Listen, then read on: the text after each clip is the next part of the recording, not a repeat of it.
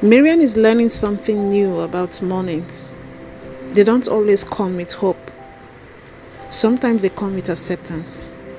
She wakes up early before her alarm today, not because she's rested, but because her mind refuses to stay asleep. The room is the same, the clothes on the chair, the cracked wall, the faint smell of yesterday's rain. Nothing has changed. And yet, something inside her has shifted slightly, like a fabric turned inside out. She sits up slowly. Yesterday didn't end the way she hoped, but it didn't destroy her either. And that confuses her more than pain ever could. She gets ready in silence. No music, no mirror pep talk, just movement. Dress, slippers, bag, door. Outside, the city is already awake. Port Harcourt doesn't wait for anyone to feel ready. Buses honk impatiently. A woman argues over change. Someone laughs too loudly, too early in the morning. Life moves, careless, unapologetic. Maryann joins it. At the boutique, she unlocks the door and steps into the familiar smell of fabric and dust. The racks greet her like quiet witnesses. Yesterday's folded clothes are still neat, untouched. She runs her fingers over one of the shirts absent-mindedly, feeling the texture, the weight, the stitching. She doesn't realize it yet, but her hands are already learning. Customers come and go. She smiles when required, speaks when spoken to. In between, her thoughts drift. She catches herself studying the clothes differently today, not as items to sell, but as things that were made. Someone chose this fabric. Someone decided where the seam would fall. Someone imagined how it would sit on a body. The thought lingers longer than it should. Midday brings hunger and fatigue. She sits on the small stool behind the counter and counts money. Not the shop's money, hers. Crumbled notes, coins, enough for transport home. Enough for food if she's careful, but not enough for mistakes.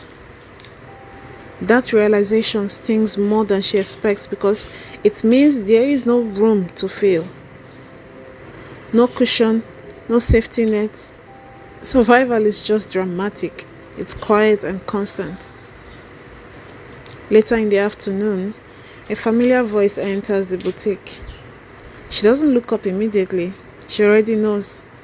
When she does, he's there, leaning casually, scanning the racks like nothing ever happened. Like yesterday didn't exist. Like people don't carry pieces of each other unknowingly. Their eyes met briefly. No confrontation, no apology, just a small nod, polite and distant. That hurts more than anger would have. He speaks about clothes, asks prices, laughs softly at something she doesn't hear. She answers professionally, her voice steady in a way that surprises her. Somewhere between yesterday and now, she has learned how to hold herself together in public. When he leaves, the boutique feels larger and emptier at the same time. She exhales. There is a strange relief in realizing that some endings don't need closure. They just end. As evening settles in, Maryann cleans the shop slowly. She doesn't rush. Each folded shirt feels like a small act of control in a life that refuses to be predictable. She locks up, steps outside, and lets the cool air touch her face. On the way home, she passes a tailor shop. The sound of a sewing machine hums steadily, rhythmic, almost comforting. She slows down without meaning to, watches through the open doorway as fabric becomes shape, as something flat becomes something alive. For a brief moment, she imagines herself there. The thought scares her. She keeps walking. At home, exhaustion finally claims her. She eats quietly, lies down and stares at the ceiling. Her body sinks into the thin mattress. The day replays itself.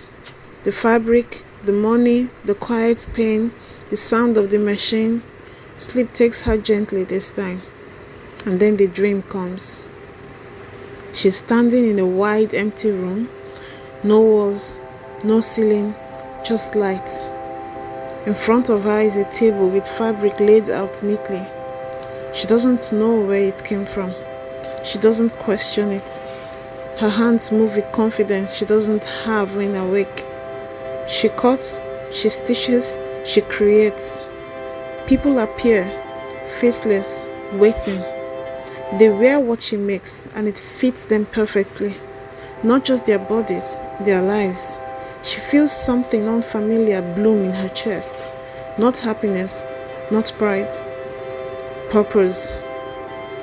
A voice calm and patient speaks without sound. You won't always know how, but you will always know when. She reaches out and wakes up. The room is dark, quiet, real. Her heart is racing. Maryann sits up, breathes deeply, and presses her palm to her chest. The room fades. The dream fades. But the feeling doesn't. Something has been planted. Not a plan, not yet.